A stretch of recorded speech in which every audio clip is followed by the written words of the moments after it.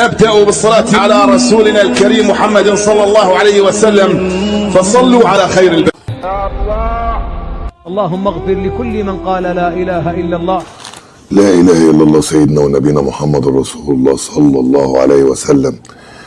الفيديو ده تاني مرة اسجله يا جماعة عشان الصوت طلع وحش، ويا ريت يعني ما تنساش تدعمنا باللايك والشير، ونبتدي كده بفيديو كده نتفرج عليه.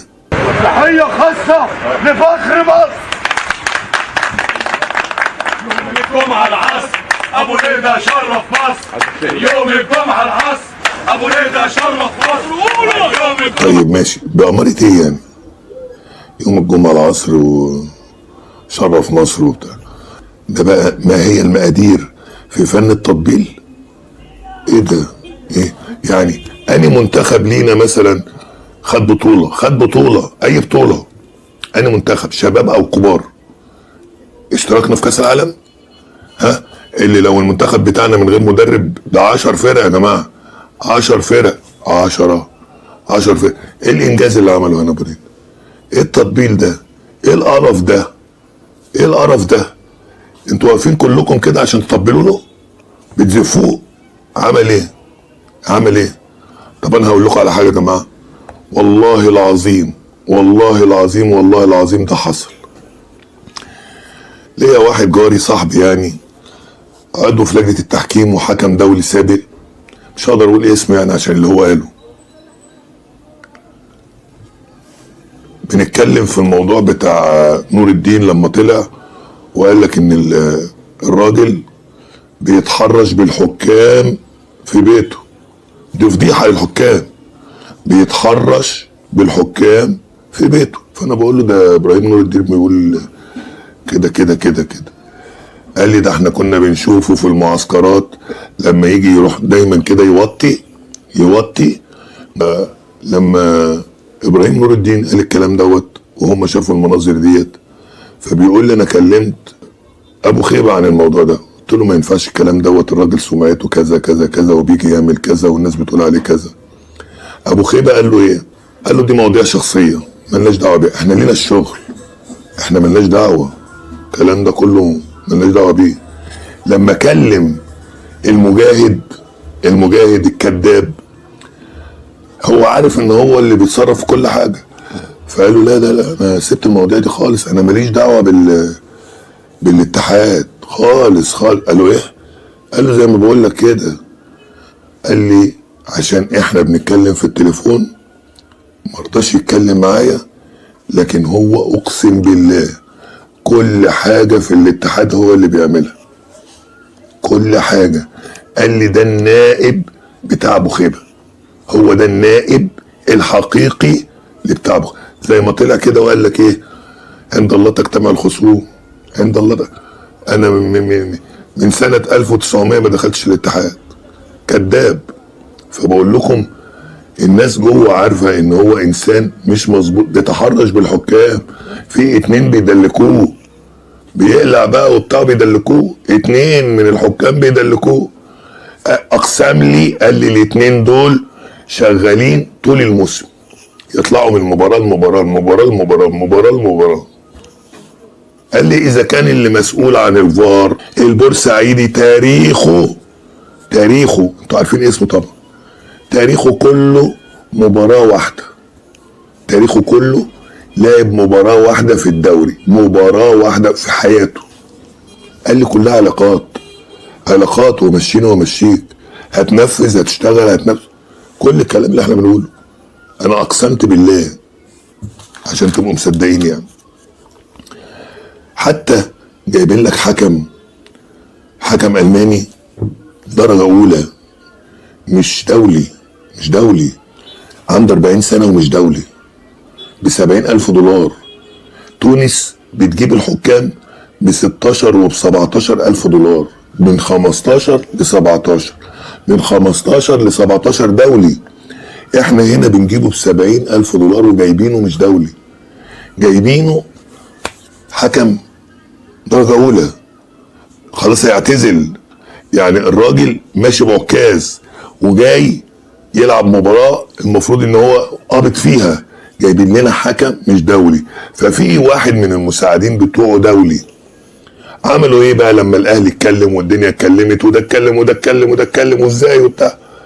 قال لك خلاص ده يبقى ساحه وده يبقى مساعد. جايبين الدولي دوت. الدولي ده لعب 4 مباريات في حياته كدولي. 4 مباريات في حياته في مراكز شباب اوروبا. مفيش فريق عليه الطلا حكم له. مفيش فريق محترم في المانيا حكم له. 4. ليه بتعملوا؟ عارفين هم بيعملوا كده ليه؟ عايزين يجيبوا لك حكام فاشله اجانب فيجي يغلط او يعمل اي حاجه غلط او يبقى، ما هو انسان فاشل. ما هو لما يبقى عنده 40 سنه وما خدش الشاره الدوليه يبقى حكم ضعيف. فلما يطلع مباراه بصوره سيئه يقول لك بص المصري احسن منه. يا جماعه المصري جميل. وجايبين محمود ناجي للزمالك وينبي. محمود ناجي انتوا عارفين ال3 مباريات اللي هيلعبهم من ضمنهم المباراه بتاعت النهارده، لان الفيديو لما ينزل هيبقى يعني خلاص احنا دخلنا في اليوم الجديد. انا بسجل بالليل بس هيبقى دخلنا. محمود ناجي حكم للزمالك 3 مباريات. ال3 مباريات فيهم 3 ضربات جزاء. شوفوا الاهلي بيشم ضربه جزاء. 3 مباريات لمحمود ناجي مع نادي الزمالك ب3 ضربات جزاء. الزمالك هيلعب 3 مباراه في ال7 الكبار صح؟ اول مباراه جايبين مين؟ جايبين محمد معروف الزملكاوي ابو نطه. تاني حاجه غازي. تالت حاجه محمود ناجي على النقاوه. واذا كان عاجبكم، اذا كان حماده القلاوي اللي حسب ضربه الجزاء بتاعه كهرباء اسماعيليه وطلائع الجيش عملوا استفتاء ل90 حكم مصري عشان ال90 حكم يطلعوا يقولوا انها مش ضربه جزاء. بينتقموا منه من عاشور عشان قال انها ضربه جزاء. فطبعا اذا كانت ضربه جزاء يبقى بتاعت الاهلي محضر في الاسم، لان دي هي بس كمان المسافه اقرب. يعني الاهلي في مباراه الاهلي وسيراميكا كليوباترا كانت المسافه بعيده تسمح ان اللاعب يلم ايده. لا ده المسافه بعيده والكره اضعف وفتح ايده في الاهلي. فطبعا عملوا لاول مره يعملوا استفتاء بين الحكام عشان يطلعوا عاشور على المسرح. بس عشان يطلعوا عاشور على المسرح بينتقموا من عاشور والقلاوي طبعا. ادي اللي بيعملوه. ويجي يطلع الغندور يقول لك فاركو في مباراه فاركو وطلائع الجيش. يا عم فوق يا عم، انت في غيبوبه. فاركو مين وبتاع مين يا عم؟ لما انت ما شفتش المباراه وبتقول فاركو وطلائع الجيش، دي كانت كهرباء اسماعيليه. يا ضنايا كانت كهرباء اسماعيليه. يقول لك كل الحكام 90 حكم قالوا انها مش ضربه جزاء. 90 حكم قالوا انها مش ضربه جزاء. منتهى الفساد. انت بتتكلم كلام يعني انت بنفسك، انت بذات نفسك اللي كنت عايز تحسب الكوره اللي طلعت من بين رمضان لايد مدافع عندنا مش فاكر مين بالظبط، مش فاكر مين، طلعت من رجله خبطت في ايده، كنت عايز تحسبها ضربه جزاء مع انها معروفه من الرجل للايد من الزميل للايد.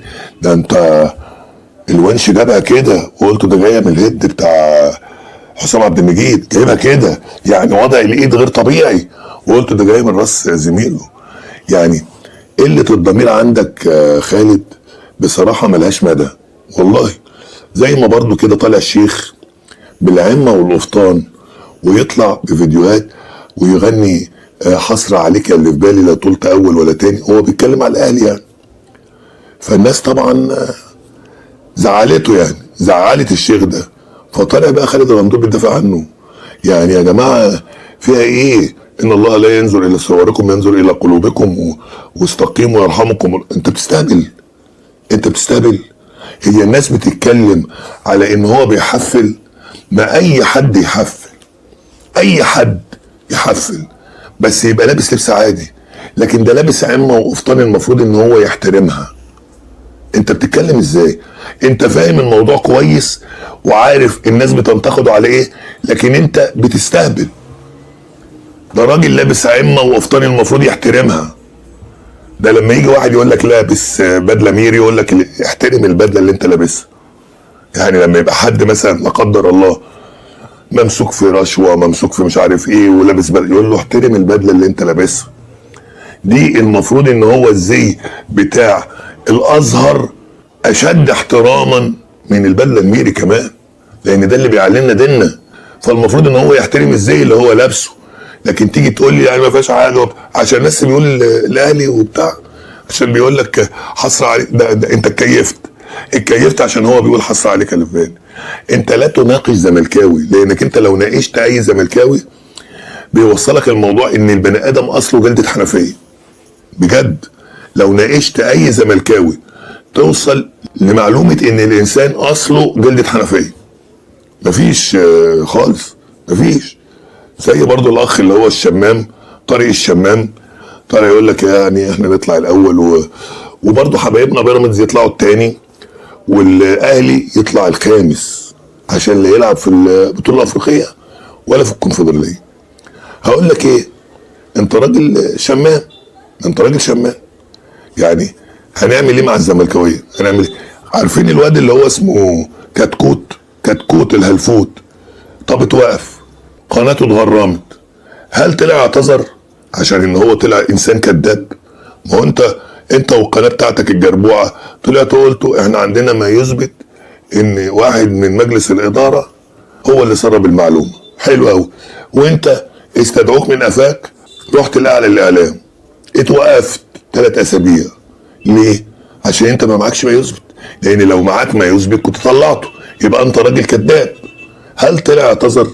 ما طلعش اعتذر. هل الاهلي هياخد معاه موقف يعني قضائي؟ مش هياخد. اذا كان الاجتماع اللي حصل امبارح، الاهلي عمل اجتماع مجلس اداره، ما حدش يتكلم في الموضوع بتاع وفا ولا بتاع ولا التحكيم ولا كده. واحنا قلت لحضراتكم من ساعه ما الاهلي قال لك ان انا اجلت الاجتماع، لما الاجتماع بتاع الاتحاد يتم قلت طب لو الاجتماع بتاع الاتحاد اتاجل انت هتعمل ايه؟ مش هتجتمع ومش هتقدر تعمل حاجه. ده اللي حصل. اجتمعوا اتكلموا بقى على الشؤون الاداريه وبتاع والسكاوتنج ومين يمسك مش عارف ايه. كرباج محدش يقدر يتكلم، محدش يقدر يتكلم. مش هتيجي الا من عند ربنا، مش هتيجي الا من عند ربنا. هو الوحيد القادر عليهم، وربك يخيب ظنونهم بمشيئة الله. نتمنى النهارده كعبالة الزمالك بمشيئة الرحمن، لانهم بيلعبوا لعبه برضو قذره. اللعبه اللي بيلعبوها في اخر كل موسم دي ان هم يتكلموا مع اللعيبه وبتاع، بيتكلموا مع حارس مرمى انبي ان هم عايزينه ب 30 مليون جنيه في الموسم، وهياخد 30 مليون جنيه مقدم وبقابلني. هو بس تعدي المباراه دي ولا حد هيعبره في التليفون. عايزينه قد ب 30 مليون، هياخدوه ب 30 مليون مفيش عندهم لاعب بياخد 30 مليون غير الاجانب. لا هم هيدوا له 30 مليون. عبد الله السعيد ما بياخدش 30 مليون، لكن هم بيكلموا انك هتاخد. بصوا عايزينه عينيه تزغلل. ده مقابل ايه؟ مقابل ايه؟ كل مره بتعملوها مع حراس المرمى بتاعت الفرق اللي بتلعبوها، ومش عايزين تبطلوا قذاره. اوعى تنسى اللايك والشير، واوعى تنسى تصلي على النبي. اللهم صل وسلم وبارك على سيدنا محمد وعلى اله عدد خلقه ورضا نفسه وزنة عرشه ومداد كلماته وعدد ما كان وعدد ما يكون وعدد الحركة والسكون وعدد ما أحاط في علمه المكنون، صلاة لا تعد ولا ترد ولا يعرف مقدارها أحد. يا من صفاته قل هو الله أحد، الله الصمد، لم يلد ولم يولد ولم يكن له كفوا أحد. اللهم إنا نسألك زيادة في الدين وبركة في العمر وصحة في الجسد وسعة في الرزق وتوبة قبل الموت وشهادة عند الموت ومغفرة بعد الموت وعفوا عند الحساب وأمان من العذاب ونصيب من الجنة. ونسألك بعزك وجلالك رؤية وجهك الكريم. اللهم آمين يا رب العالمين. اللهم انصر إخواننا وأمدهم بمدد من عندك وزلزل الأرض من تحت أقدام أعدائك وأعداء الدين. اللهم آمين يا رب العالمين. وآخر دعوانا أن الحمد لله رب العالمين، والسلام عليكم ورحمة الله وبركاته.